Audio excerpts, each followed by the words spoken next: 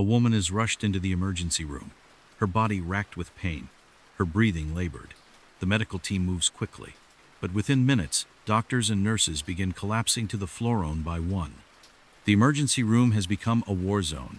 The air suddenly toxic, and at the center of it all is a woman who should not have been dangerous, a woman who, to this day, remains a medical enigma.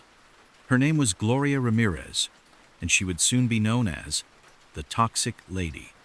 It was just another night at Riverside General Hospital. Doctors and nurses on shift tending to the sick and injured. But at 8:15 p.m., an ambulance sped through the hospital's entrance, carrying 31-year-old Gloria Ramirez. She was in critical condition, suffering from the final stages of cervical cancer. She was struggling to breathe, her heart rate erratic. The ER team wasted no time. They did everything they could to stabilize her. But then, something strange happened.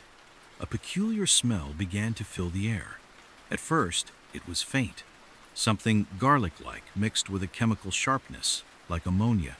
A nurse leaned in closer and saw something bizarre.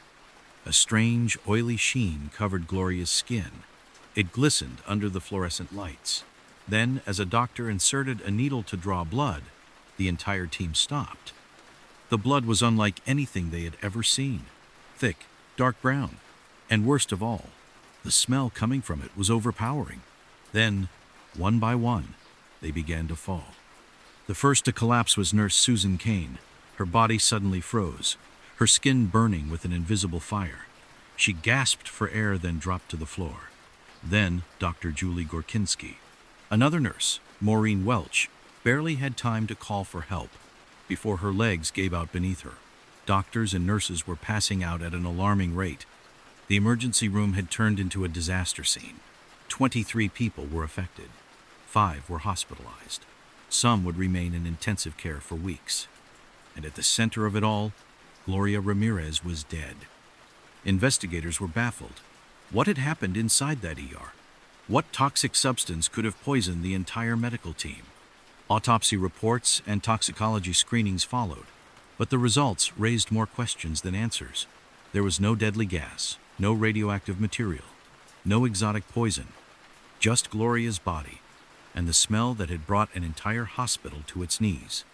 Scientists scrambled for explanations, and then one theory changed everything.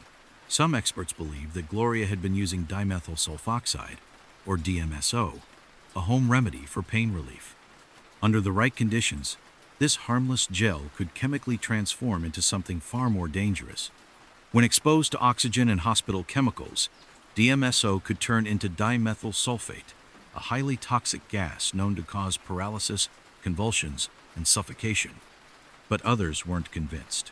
Some believed it was a case of mass hysteria, that the first few people to faint had triggered a psychological chain reaction. And then there were those who suspected a cover-up. Was the hospital hiding something? Could an undisclosed chemical accident have caused the outbreak? Or was something far more sinister at play? No definitive answer was ever found. The official report cited the DMSO theory, but skeptics still question it to this day.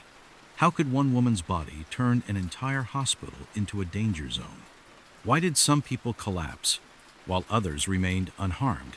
And if DMSO was the true culprit, why have we never seen another case like it? Gloria Ramirez remains one of the greatest medical mysteries of all time. Her case is still discussed in science and forensic circles, a puzzle with no clear solution. And whether it was a freak chemical reaction, a mass hysteria event, or something even stranger, one fact remains. On that night, in that emergency room, the air itself became deadly. This is the story of the Toxic Lady,